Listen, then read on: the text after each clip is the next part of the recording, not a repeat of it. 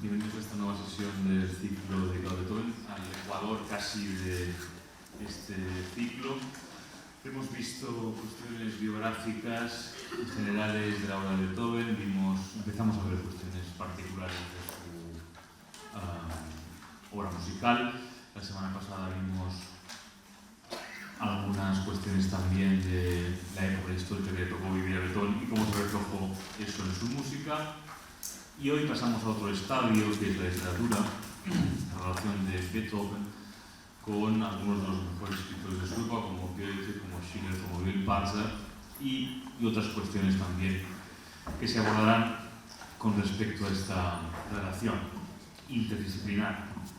Y para ello tenemos el privilegio, el honor de tener con nosotros a Kovács, que es un escritor centroeuropeo entre nosotros. Creo que no se puede definir mejor, puesto que Adán lleva en su sangre, en su biografía y en su obra toda la historia de Europa. Adán es hijo de húngaros emigrados a Chile, país en el que nació, y del que con toda su familia emigró a Austria, donde en Viena cursó el bachillerato y la carrera universitaria. Y luego ya, en el año 80, se radicó en Cataluña, donde ha trabajado desde entonces como traductor, y donde se ha convertido en uno de los mejores traductores del alemán y del húngaro que tenemos en este país, en discípulo y maestro de los mejores traductores que tenemos en España. Adán ha traducido prácticamente el canon de la literatura alemana contemporánea. Es el responsable de las versiones castellanas de Karl Kraus, autor del que es especialista y sobre el que ha escrito extraordinarios ensayos como Guerra y lenguaje, por ejemplo, pero también ha traducido a Schnitzler, ha traducido a Canetti, ha traducido a Kafka, ha traducido a tantísimos otros autores del canon alemán, como digo, y no solo del alemán, sino también del húngaro. Y ya sabéis que el húngaro es la lengua probablemente más difícil que hay en Europa. Prácticamente nadie es capaz de aprenderla, solo alguien que la tuvo como lengua materna, como es Adán, que ha traducido a algunos de los mejores escritores húngaros de la segunda mitad del siglo XX, que podemos encontrar todavía en sus librerías, como por ejemplo el extraordinario Béla Hambas, escritor que me descubrió a mí Adán hace ya unos años y que es realmente un verdadero deslumbramiento. Por tanto, tenemos hoy un gran privilegio de tener a Adán, que por otra parte ya es conferenciante habitual de esta casa, del Instituto de Humanidades, y debemos congratularnos todos por tenerle aquí en este ciclo sobre Beethoven y tener el gusto de poder escucharle hablar de Beethoven, porque además Adán, de otras cosas, es también un extraordinario, como no puede ser de otra manera, en alguien criado, educado en Viena, es un extraordinario conocedor de la música clásica y un grandísimo aficionado. Así que Adán, muchísimas gracias por estar aquí con nosotros en este ciclo. Gracias, Andreu, por tus palabras y gracias por la invitación. Realmente es una cosa muy especial para mí estar aquí con ustedes. En particular, el hecho que mencionó Andreu, que me fui siendo un adolescente a Viena y donde fui a parar en Viena, a la casa donde viví luego durante más de una década, estaba a 10 casas de la casa donde Beethoven compuso la Heroica. Yo la tenía cada 2 por 3 me topaba con esa casa, estaba muy cerca de otras casas donde vivió Beethoven. Como se sabe, tenía siempre problemas ahí con los casero con los dueños de las casas, de una persona bastante irascible, y se cambiaba de domicilio cada 2 por 3. De manera que en Viena hay multitud de casas donde vivió Beethoven, sobre todo en un barrio, en 19, donde hay, no sé, por lo menos hay 5 o 6. Y así que me resulta un poco como extraño, curioso, yo con los 15 años, 16 años, pensar que yo, pues 50 años más tarde, estaría en Barcelona hablando sobre Beethoven. Me resulta, claro, una cosa bastante extraña. Me habría resultado, si alguien me dijera en ese momento: Adán, darás una conferencia sobre Beethoven en 50 años en Barcelona. En ese momento era impensable, pues ahora se ha hecho realidad. Existe una coincidencia clara entre los biógrafos de Beethoven, yo continuaré diciendo Beethoven ahora como se dice en España, que la formación general de nuestro compositor, en el sentido que le daríamos hoy en día, fue bastante deficiente. Este déficit se percibe por su lenguaje escrito, bastante torpe, a menudo poco claro, con errores gramaticales y ortográficos. El propio compositor era muy consciente de ello. Desde luego no provenía de una familia intelectual y apenas recibió formación en su infancia, por lo que parece solo asistió a la escuela hasta los 10 u 11 años. Su lenguaje escrito, como ya he dicho, no era en absoluto trabajado. Como decía una carta del año 1820, prefiero escribir 10.000 notas a escribir una sola letra. O en otra del año 1826, a menudo respondo mentalmente, pero cuando me pongo a escribir enseguida acabo tirando la pluma. Esta falta de formación se percibe también a la hora de hacer cálculos matemáticos. Como le costaba multiplicar, hacía largas sumas. No calculaba 4 por 36, sino que sumaba 4 veces 36. Desconfiaba de sus amas de llaves, ya hemos dicho que era una persona pues, irascible. Desconfiaba de las amas de llaves, entonces repasaba las cuentas y no multiplicaba, sino que hacía largas sumas de los gastos que había hecho la ama de llaves. Este elemento, este déficit en la formación lo ponía en una situación difícil en ciertos ambientes, y él lo compensaba con enorme trabajo y conocimiento en su ámbito propio, que era el musical, el de la composición. Estudiaba con fruición libros de composición, teorías de composición, y demostraba a quien quisiese su superioridad en este ámbito.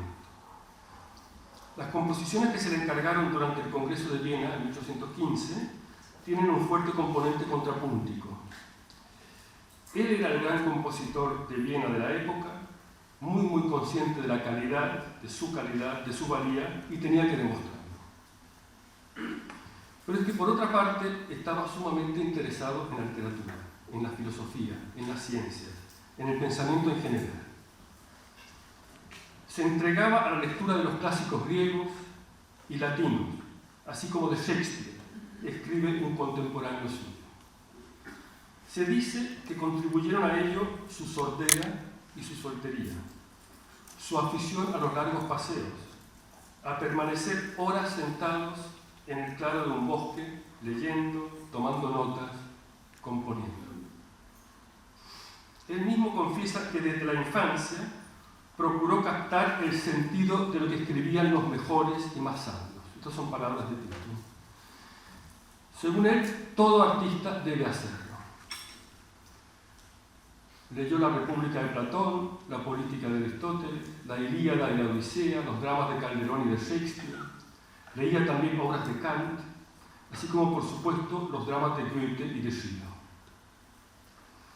Cuando cortejaba a Teresa Malfatti, a la que dedicó la célebre pieza para piano Fidelise, le recomendó lecturas, las traducciones de los dramas de Shakespeare realizados por Schlegel o Wilhelm Meister de Goethe. Beethoven era muy lector. De sus lecturas formaba parte asimismo, lógicamente, la prensa diaria, así como la prensa especializada, noticias, anuncios, críticas musicales de obras propias y ajenas. Esto formaba parte de su profesión, igual que la búsqueda de poesías a las que pudiera poner música. Conoció personalmente a algunos de los autores a cuyas poesías puso música. A Goethe, a Mattisson, que es el autor de un poema llamado Adelaida, que también le puso música. Conoció a Grip Parcha.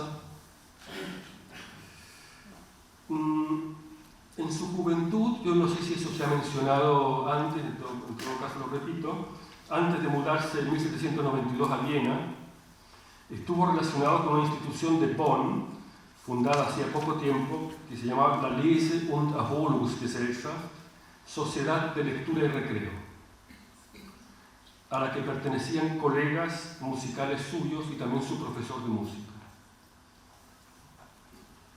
El que era el patrón de Beethoven en aquel entonces, el príncipe lector, era el protector de esta sociedad de lectura. Y el conde Waldstein, el primer promotor de Beethoven, a quien dedicaría luego una célebre sonata, también era miembro de esa sociedad. Pensemos en qué época estamos. Era la época del despotismo ilustrado, la época del auge de la masonería, la época luego de la Revolución Francesa. Esa época fue decisiva no solo en el periodo de formación intelectual y político-moral de Beethoven, sino que las raíces que echó en él ese tiempo se mantuvieron vivas hasta el final. Él se aferró a esa cultura que él absorbió en ese momento y se aferró a ella y la mantuvo hasta el final. Tras la muerte de Beethoven en Viena, la oficina de censura de la época se quedó con algunos de sus libros que demuestran además su interés político. El autor de dos de esos libros, Johann Gottfried Säume, Säume se escribe S-E-U-M-E, hace un análisis despiadado de las estructuras feudales y absolutistas. Escribe, por ejemplo, la estupidez y el egoísmo crearon los privilegios y la debilidad y la pasión los eternizan. Le voy a poner otra imagen, que es la que presidirá un poco esta charla, de la que luego, es una escena de la que luego se hablará. Así que Säume, él dice, la estupidez y el egoísmo crearon los privilegios y la debilidad y la pasión los eternizan. O bien escribe, por ejemplo, los mayores enemigos de la cultura son los príncipes, los aristócratas y los eruditos, en tanto que forman parte de los privilegiados. Son frases que bien podría haber podido hacer suyas Beethoven. Una y otra vez insiste Säume en la idea, muy beethoveniana por cierto, de que la nobleza del alma, la nobleza del corazón, no necesariamente coincide con la nobleza como clase social. Otro de los libros confiscados por la censura tras la muerte de Beethoven define como secta a la Iglesia de Roma y explica las iglesias cristianas como simples fenómenos históricos. Entonces, esos libros confiscados por la censura eran pues de tendencia republicana, tendencia liberal, ilustrada, y dan una idea bastante clara de la postura de Beethoven en lo político y social. Desde luego, hay allí una ambigüedad muy natural, muy propia además de la época, pues Beethoven estuvo toda su vida relacionado con nobles y protegido por ellos, que le encargaban las obras. Basta con mirar a quién van dedicadas sus partituras.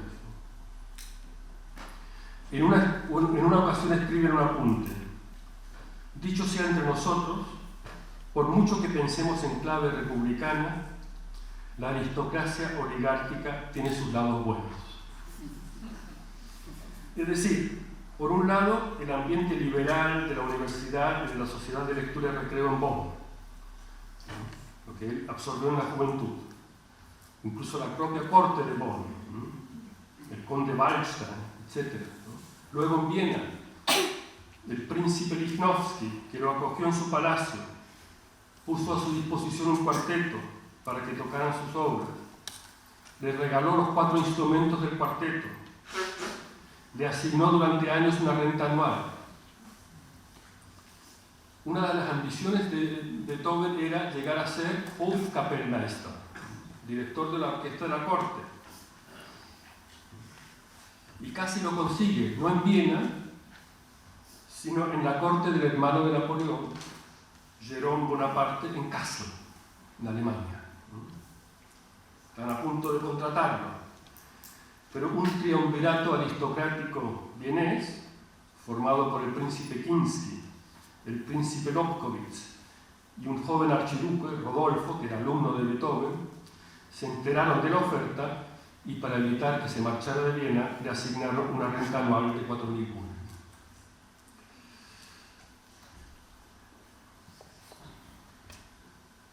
¿Qué más leía Beethoven? Hemos mencionado los clásicos latinos y griegos, que leía, los griegos los leía en traducción, las obras de Calderón, de Shakespeare, que también leía en traducción, las obras de Goethe y de Schiller.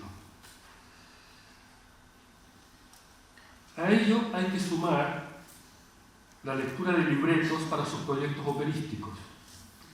Desde el final del siglo XVIII, él no cesó hasta el final de pensar en la posibilidad de componer una ópera.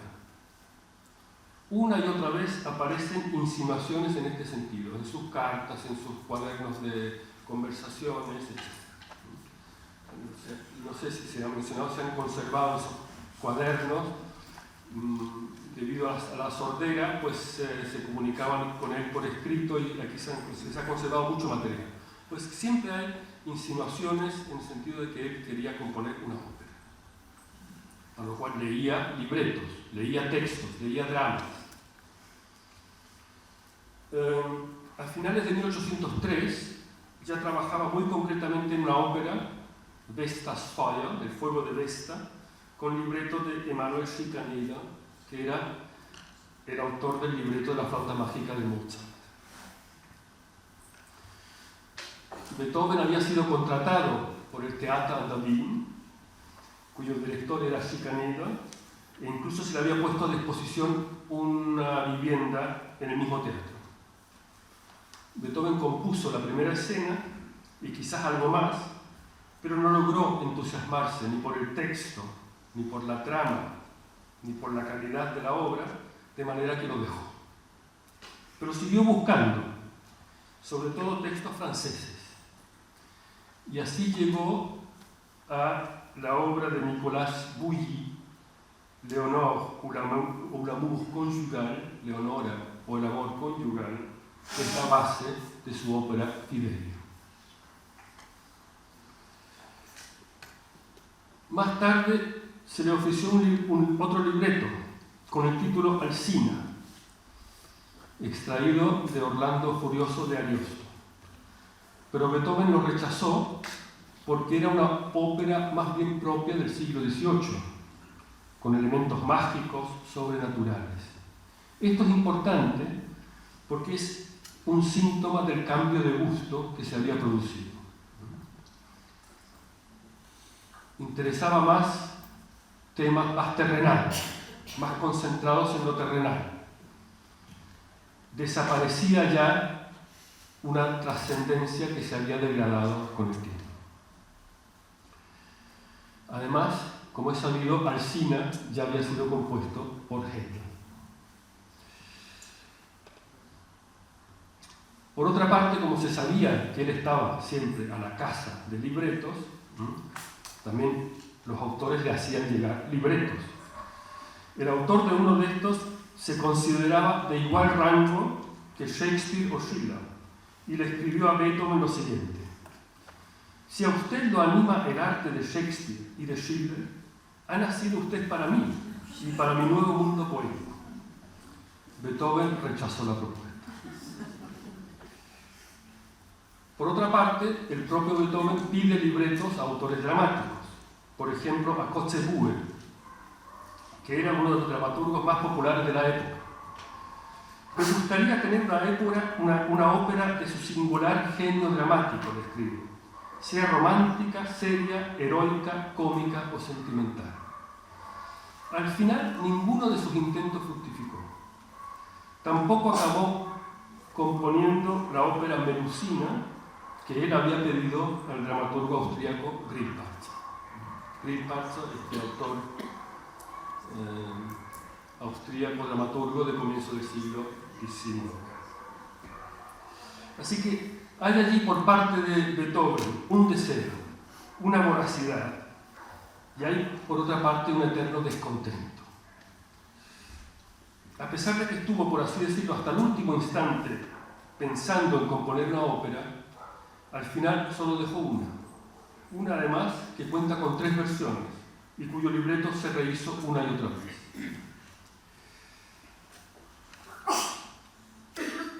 Hay proyectos que van apareciendo continuamente, por ejemplo Macbeth de Shakespeare. Hay referencias a que se disponía a componer Macbeth de Shakespeare, a ponerle música. No hay ni una sola nota que haga referencia a esa composición. Lo mismo el Fausto de Goethe. En abril de 1823 escribe: yo no compongo solo por dinero. Una vez que pase este periodo, confío en componer finalmente lo que es para mí y para el arte lo más alto, lo más elevado. Fausto. No hay ninguna nota, ninguna melodía, ninguna partitura que haga referencia a este proyecto. Así que es curiosa y al mismo tiempo sintomática esta relación de Beethoven con la palabra, este no quedar nunca del todo satisfecho. Como prueba, lo prueba también, es decir, él lo intenta, él lo va intentando una y otra vez, y quizás la verdadera satisfacción le llegó solo al final con la 9ª sinfonía, ¿no? Allí sí, allí ese nexo, palabra y música, lo plasmó de una forma para él ya definitiva. Otro ejemplo es un poema de Goethe, Kennst du das Land, wo die Zitronen blühen? ¿No? Un poema del Wilhelm Meister, Mignon. Yo creo que compuso 4 versiones diferentes, que incluso publicó las 4 juntas. Ninguna, como que daba a entender que ninguna lo satisfacía del todo.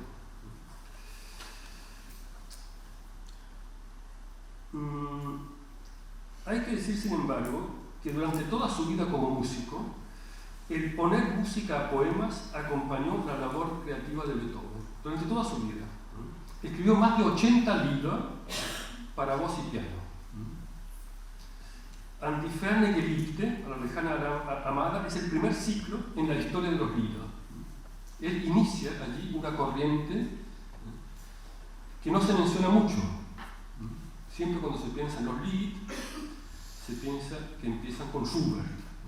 ¿No? Antes de hubo varios, entre ellos Beethoven. Entre estos Lieder destacan los que compuso sobre poemas de Goethe, a quien admiró siempre como poeta. Escribe a su amiga Bettina Brentano: los poemas de Goethe cobran gran poder sobre mí, no solo por su contenido, sino también por su ritmo, por su lenguaje que se alza como si fuese por medio de espíritus a un orden más elevado, y ya llevan implícito el misterio de las armonías, me animan y me impulsan a componer. Eso sí, no debemos olvidar que Beethoven fue sobre todo y en primer lugar compositor, músico, que a lo que aspiraba fundamentalmente era a crear música, a resolver problemas musicales, también, por ejemplo, en el ámbito de los libros. En el caso del Lied, que vamos a escuchar ahora un Lied, Neue Liebe, Neues Leben, sobre un poema de Goethe, Nuevo amor, nueva vida, recurre a la forma sonata que tan importante papel desempeña en su música instrumental. Así que forma sonata, exposición, con su primer tema, segundo tema, tercer tema, un brevísimo desarrollo de solo 4 compases que sirve de transición para la reexposición y luego la coda. El poema de Goethe tiene 3 estrofas que en la transposición de Beethoven a música se corresponden. La primera con el primer tema, la segunda con los temas 2 y 3 y la tercera estrofa con la coda. ¿De qué trata el poema? Trata de un yo atrapado de pronto por un nuevo amor que lo cambia todo. Es casi un lamento por lo que pierde con ese nuevo amor, pero no puede evitarlo. Los versos finales son la transformación. ¡Ay, qué grande! Amor, amor, suéltame. Vamos a escuchar el Lied en una grabación mítica con Elisabeth Schwarzkopf y Edwin Fischer.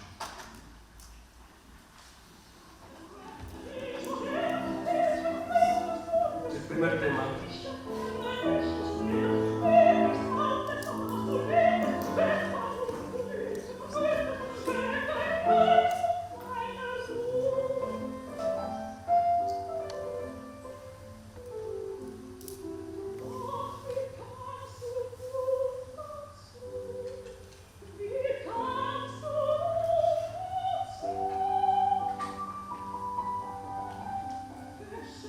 Segundo tema.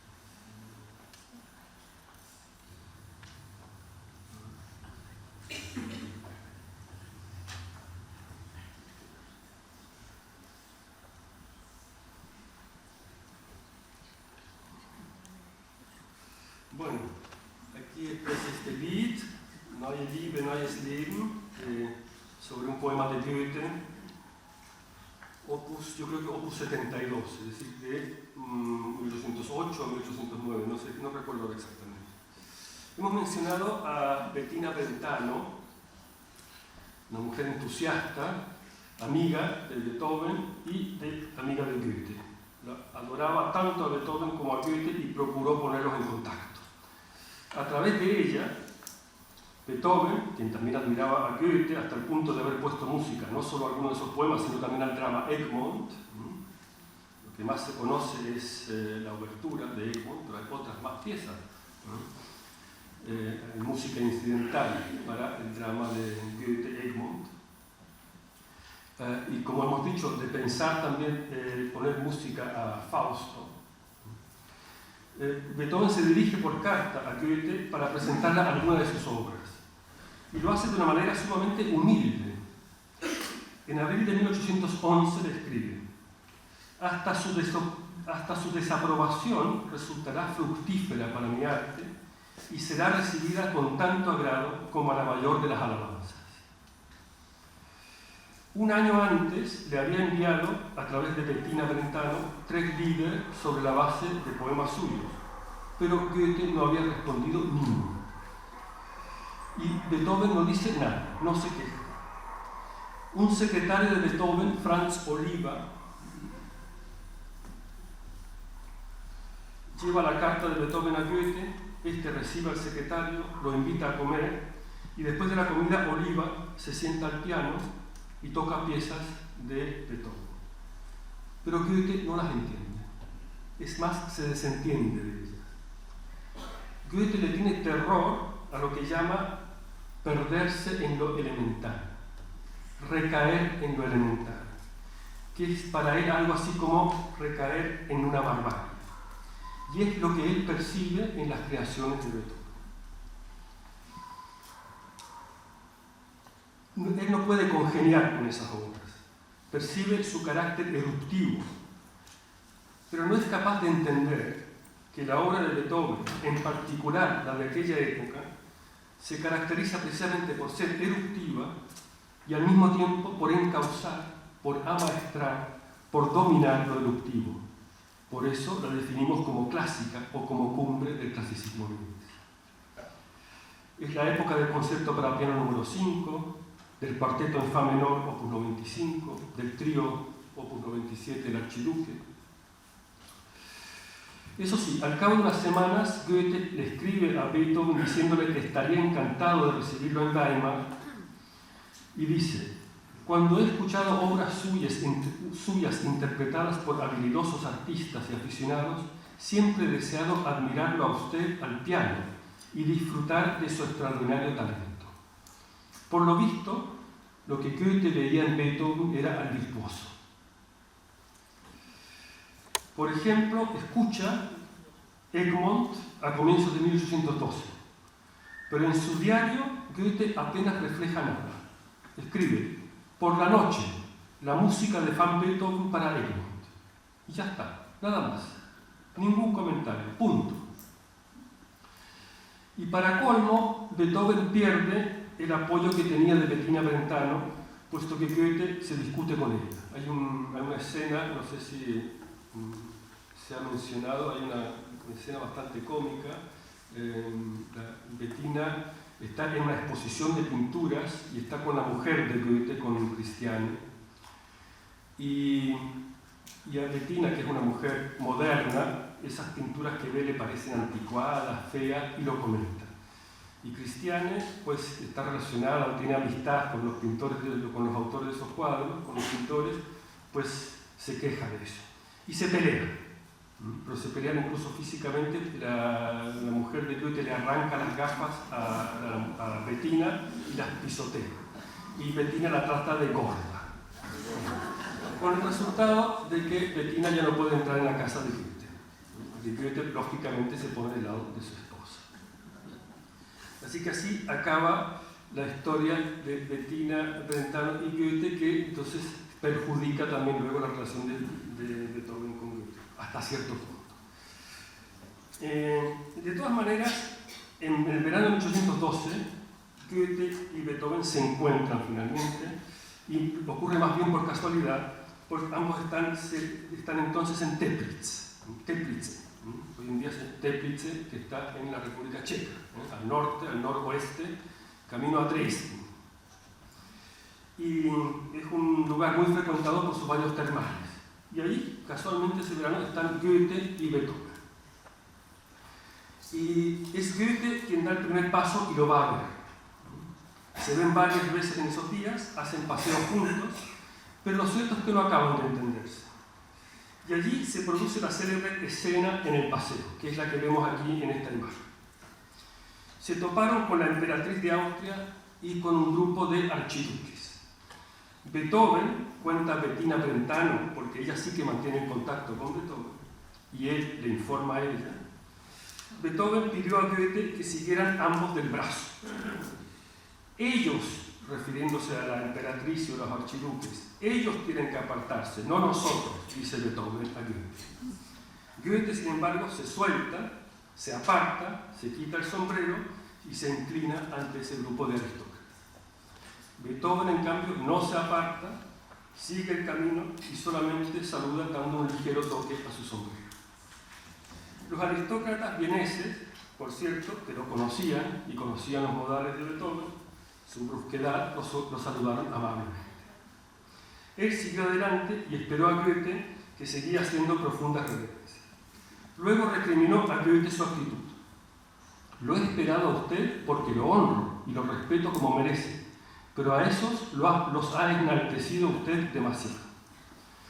Y poco después de esa escena, Beethoven escribe a su editor: Goethe se complace demasiado con la atmósfera cortesana, mucho más de lo que es propio de un poeta. ¿Cómo podemos criticar el comportamiento de los virtuosi en este sentido cuando los poetas, que deberían ser vistos como los maestros y los guías de la nación, se olvidan de todo cuando se encuentran frente a los oropeles? Esta frase es muy sintomática, porque recoge la postura social de Beethoven y también el concepto que tenía de la poesía, de la literatura, como algo que había de guiar a la nación, más que la música, aunque ésta había de acercarse a ese papel. Goethe, a su vez, escribe a un amigo: conocí a Beethoven en Teplitz. Quedé fascinado por su talento. Sin embargo, por desgracia, se trata de una personalidad profundamente indómita, que quizás no yerra del todo al considerar que el mundo es detestable, pero sin lograr con ello volverlo más placentero, tanto para él como para los demás. No obstante, es muy digno de ser disculpado e incluso compadecido, pues su oído lo está abandonando, lo cual quizá incide menos en la parte musical de su naturaleza que en la social. Esta discapacidad acentúa su natural laconismo.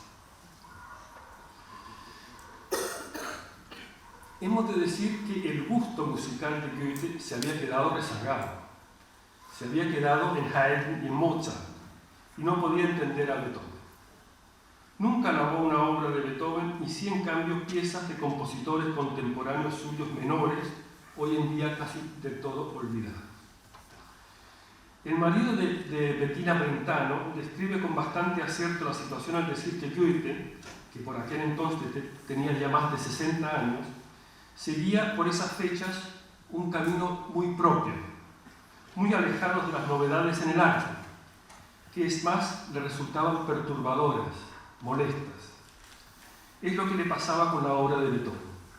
Goethe prefería refugiarse con los amigos e interlocutores de siempre, los de antes. El encuentro entre Goethe y Beethoven en Teplitz es célebre.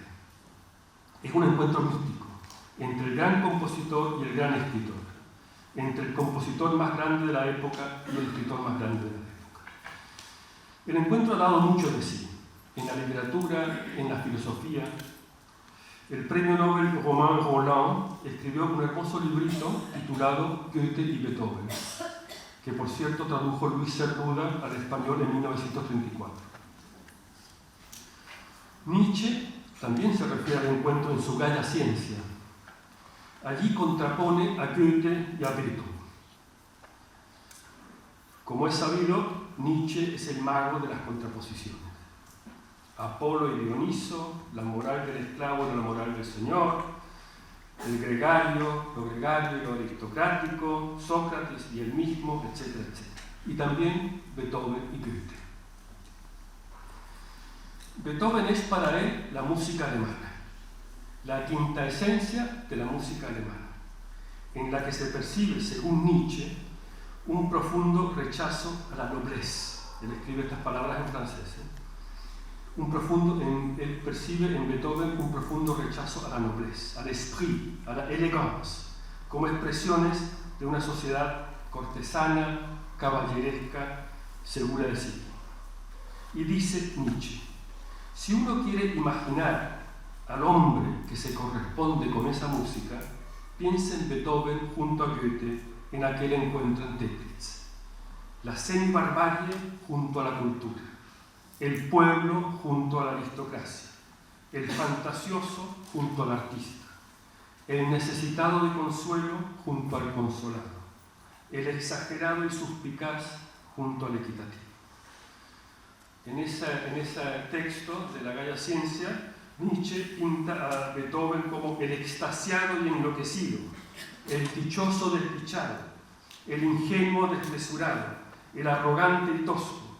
En resumen, el indómito, pues así lo percibió y lo definió el propio Goethe. Goethe, el alemán, es para Nietzsche, el alemán que fue una excepción, para el que aún no se ha encontrado una música de su categoría. Esta es la visión que tiene Nietzsche de la relación Goethe-Beethoven y de aquel encuentro entre los dos allí en Teplitz. Nosotros ya hemos hablado alguna vez también en este foro de la postura irritada, irascible de Goethe respecto a los románticos, ¿no? Él tenía la frase: lo clásico es lo sano, lo romántico es lo enfermo, ¿no? Eso decía Goethe.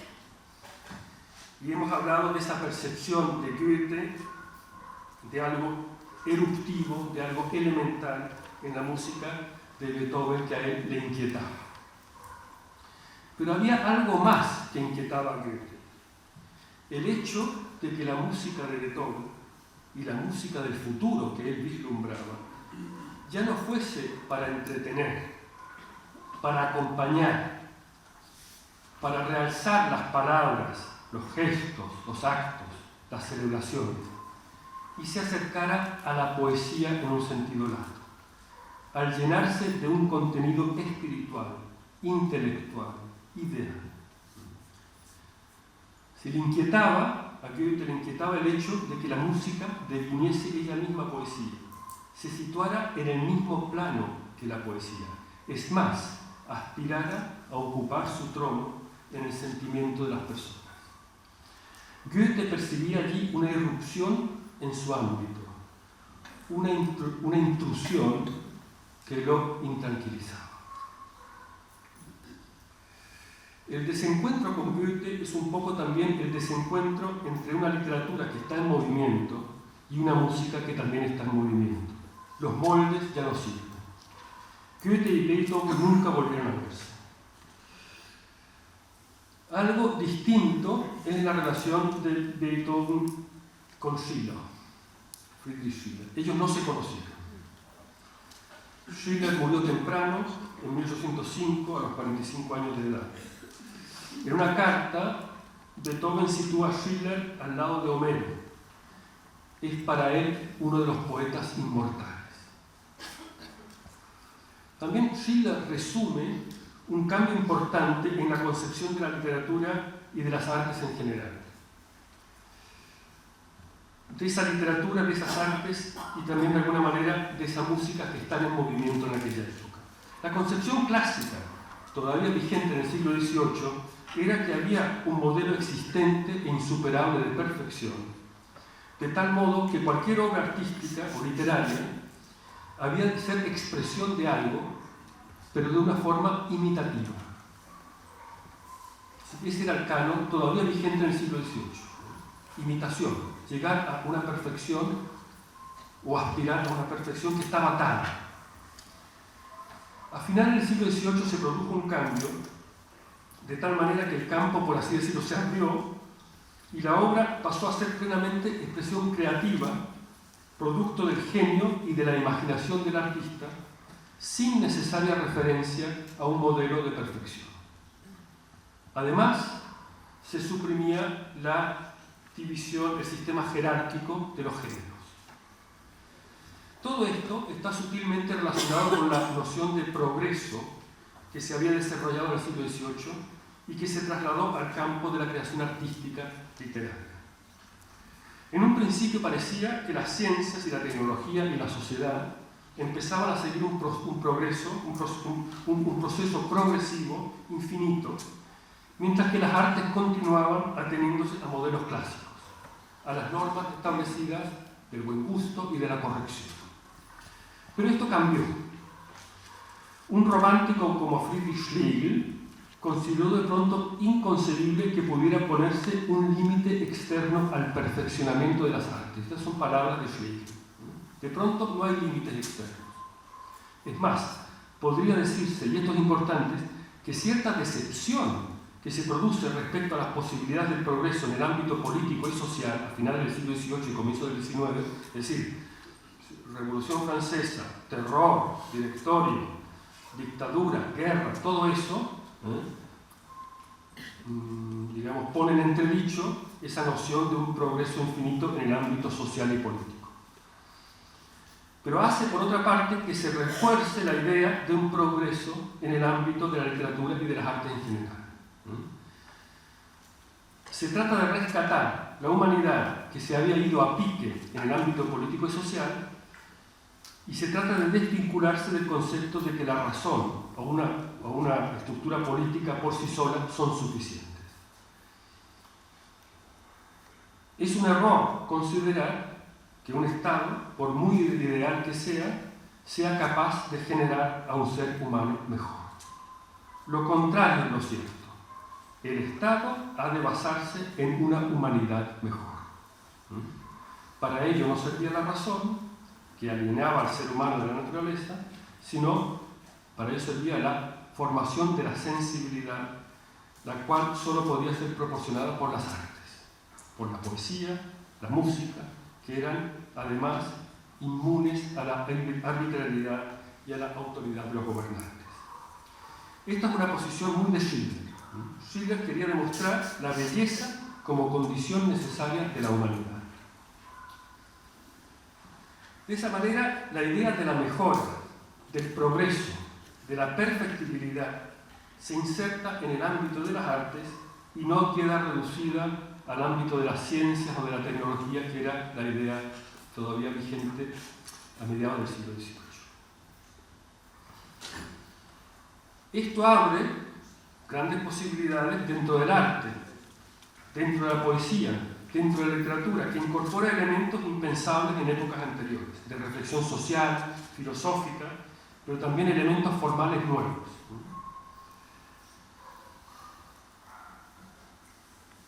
Además, esta idea de un progreso no se basa solo en los principios mecánicos o sensualistas típicos de la Ilustración, sino que incorpora conceptos tales como la espontaneidad, la creatividad, la sensibilidad, la idea de una humanidad que despliega todo su potencial intelectual, emocional e imaginativo hasta llegar a su realización plena.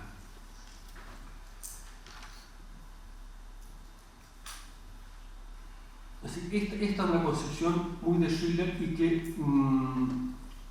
y que está muy presente también en el pensamiento de Beethoven.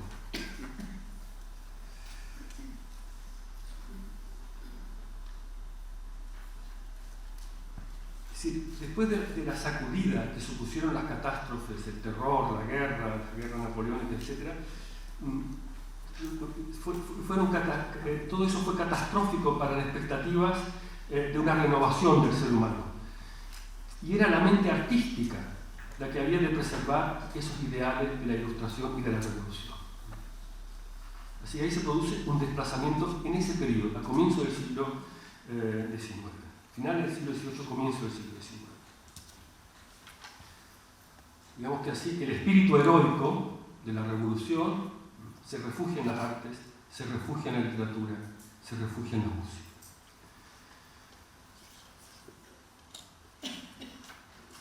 Como hemos dicho, Beethoven vivió sus años de infancia y juventud en Bonn, una época movida, la época del despotismo ilustrado, cuando se expulsa a los jesuitas.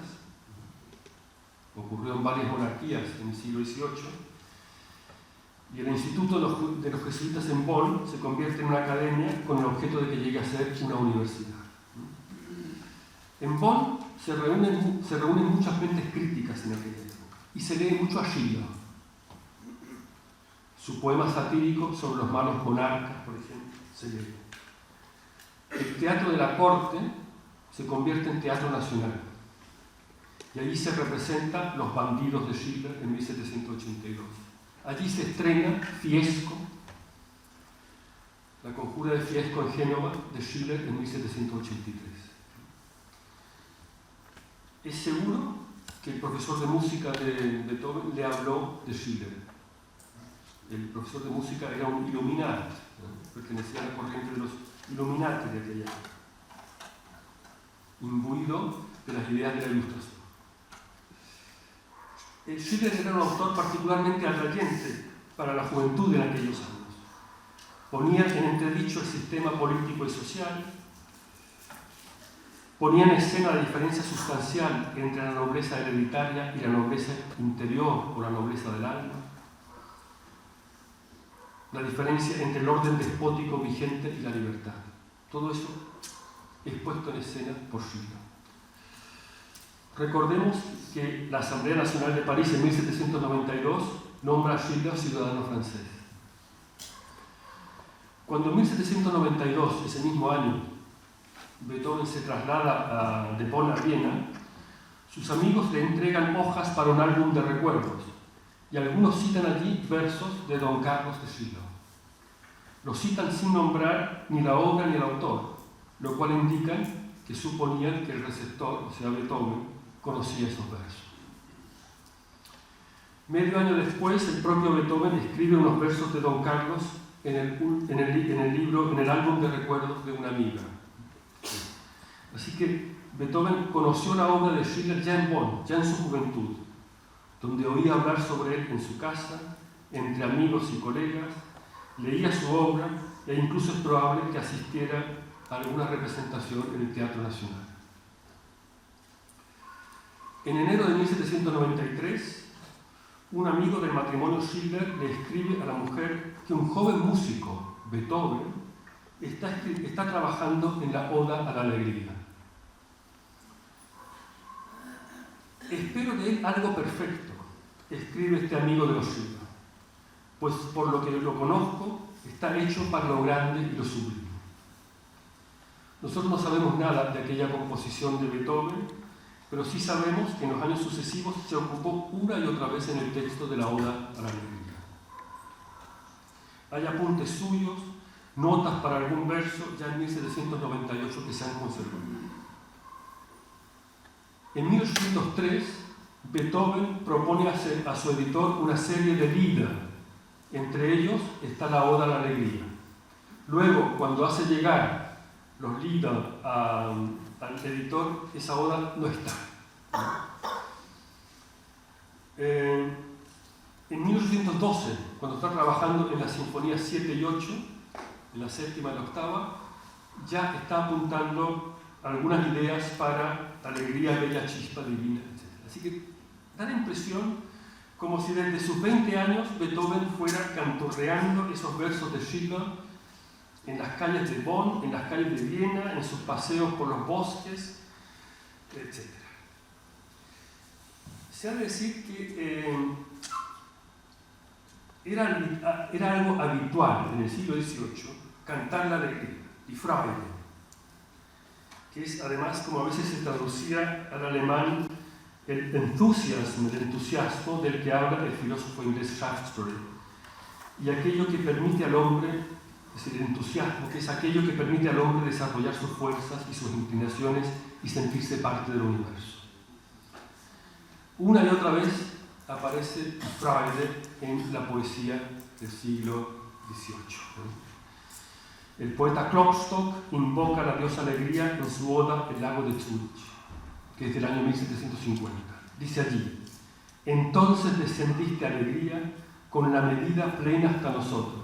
Sí, eras tú, hermana de la humanidad. La primera versión de la oda de Schiller es del otoño de 1785. Esa versión es mucho más larga que la versión de Beethoven y es diferente de la última versión que publicó el propio Schiller.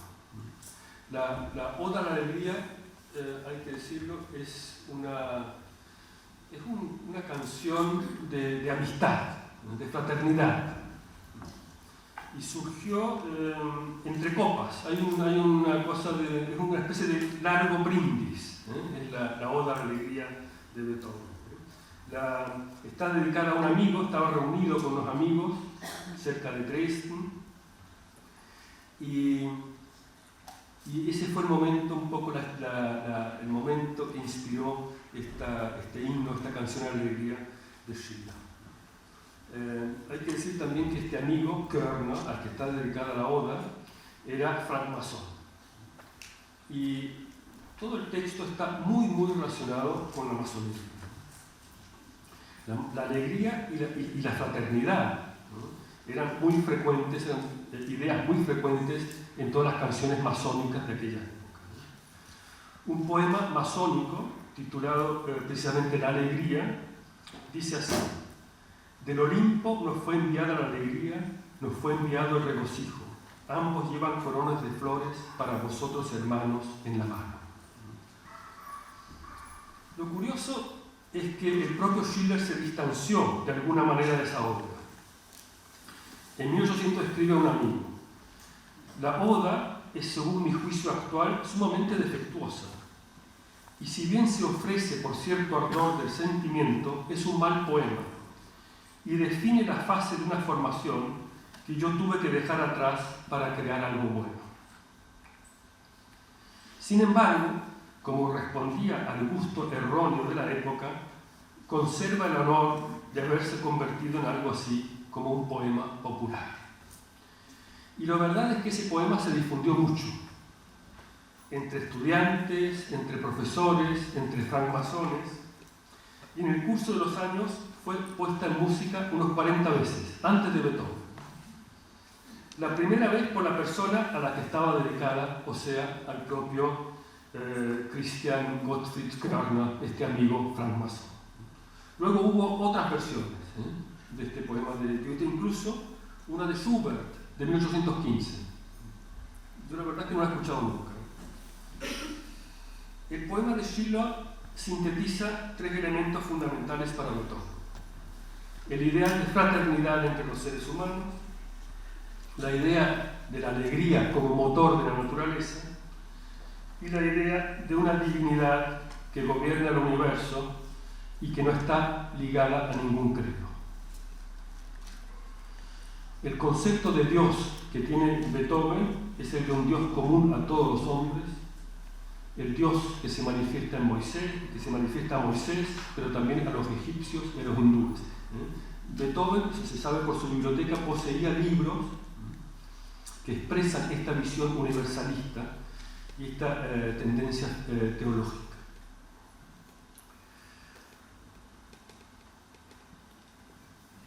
Otro libro al que le tenía mucho aprecio fue de un autor menor del siglo XVIII que se llama Sturm, S-T-U-R-M, Sturm. Consideraciones sobre las obras de Dios en el reino de la naturaleza, es de 1772. Y allí Sturm llama a buscar a Dios en la naturaleza. Y se aproximaba mucho a la concepción de Beethoven sobre la relación entre la divinidad y la naturaleza. Beethoven escribe, por ejemplo: el Todopoderoso en el bosque. Me siento dichoso, feliz en el bosque. Oh Dios, qué maravilla. En esta zona boscosa, aquí en lo alto, reina la calma para servir. Ese bloque común que conforma el ideal político y el concepto que Beethoven tenía de la naturaleza se percibe también en el hecho de que las sinfonías quinta y sexta se compusieron casi al mismo tiempo, en 1808. Allí está, por un lado, el aferrarse a los ideales republicanos, la Quinta Sinfonía, muy inspirada por la música revolucionaria francesa. La línea de esa Quinta Sinfonía es, como tantas veces en Beethoven, el paso de la oscuridad a la luz, que esa luz que es para Beethoven la libertad política y moral. Y por otra parte está la relación con la naturaleza en la otra sinfonía, ¿no? La naturaleza como una escuela para el alma.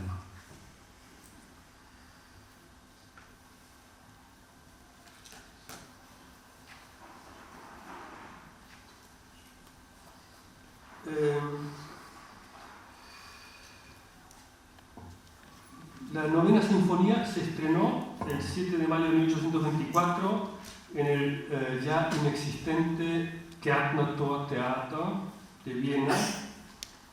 No sé si los que conocen Viena, ese Kärntner Theater ya no existe, fue derribado, pero estaba donde está hoy en día el Hotel Saja.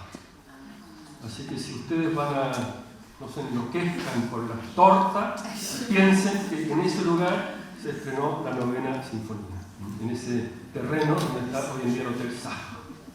Van a tomar un café, con una torta y piensen en Beethoven. La novena se estrenó junto con algunas piezas de la Misa Solemnis. Y Beethoven prefería que la Misa Solemnis fuera interpretada en salas de concierto, pues eso era más acorde con su concepción, que iba más allá de los límites religiosos confesionales. Vamos resumiendo. Lo que quería decir, lo que más o menos quería transmitir era que hubo una relación especial, compleja, de Beethoven con el mundo de la palabra. Compuso mucho para voz, Lieder, cantatas, algún Singspiel. Pero sabemos que a pesar de su deseo, a pesar de sus intentos, a pesar de las propuestas de su entorno, únicamente acabó componiendo, por ejemplo, una ópera. Y el hecho es también que él tiende a la música instrumental, las sinfonías, conciertos, la música de cámara, las sonatas. Esta relación compleja música-palabra marcó mucho toda la música del siglo XIX. A mediados del siglo XIX surge el concepto de música absoluta, con el que se designa la música instrumental pura. Según ese concepto, la belleza de una composición musical se debe a algo específicamente musical, con independencia y sin necesidad de un contenido que le venga de fuera, respondiendo solo a sus propias leyes. El modelo de este concepto estético de una música absoluta en el siglo XIX, el modelo, el ejemplo a seguir, fue Beethoven. Por otra parte, como bien sabemos, Richard Wagner se opuso radicalmente a este concepto de la música absoluta.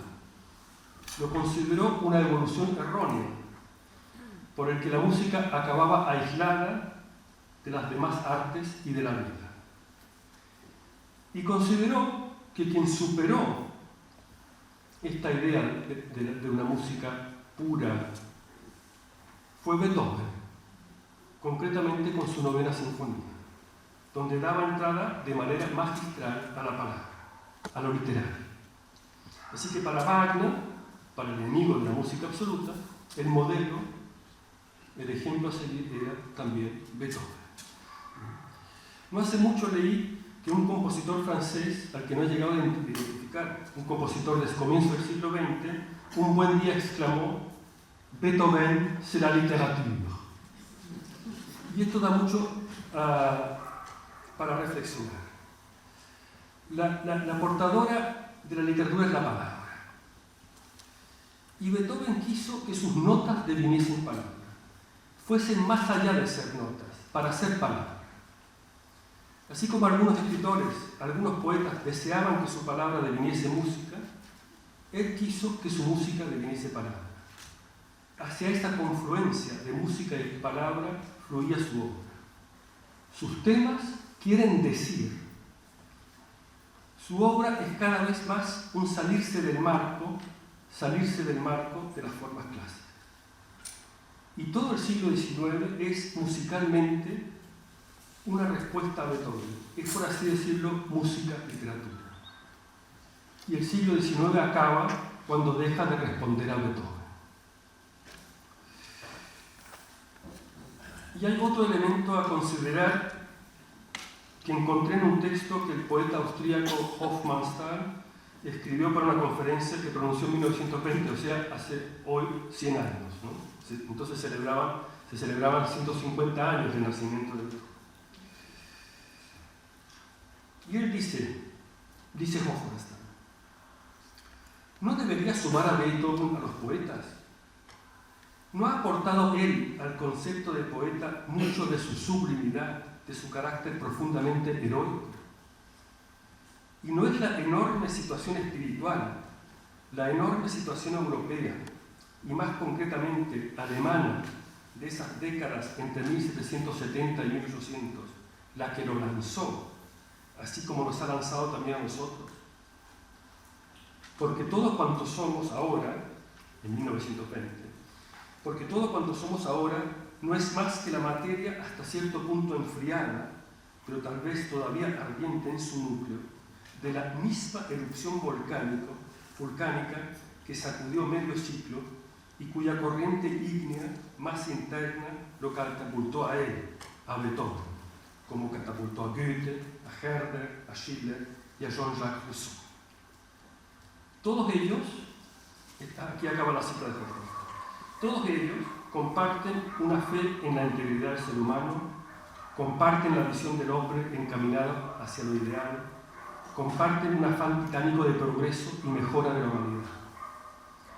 A comienzos del siglo XIX, esa visión y ese afán se han encogido en la política. Se encogen luego también en la literatura.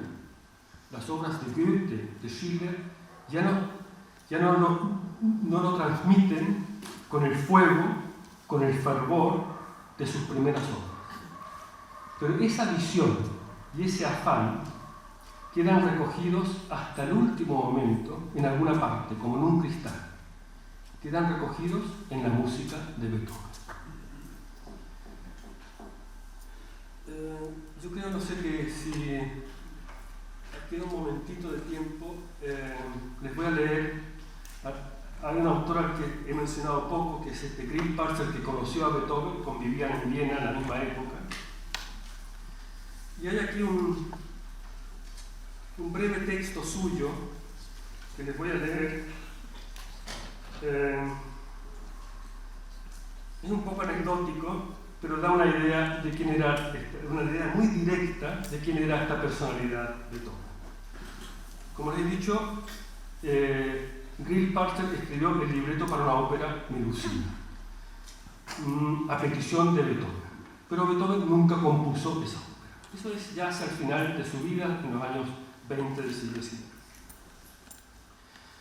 Y entonces escribe Grillparzer un textito que se titula Mis recuerdos de Beethoven. Lo escribe mucho más tarde. Y escribe lo siguiente: en el transcurso del verano, en compañía del señor Schindler, visité a Beethoven en Hetzendorf, invitado por él.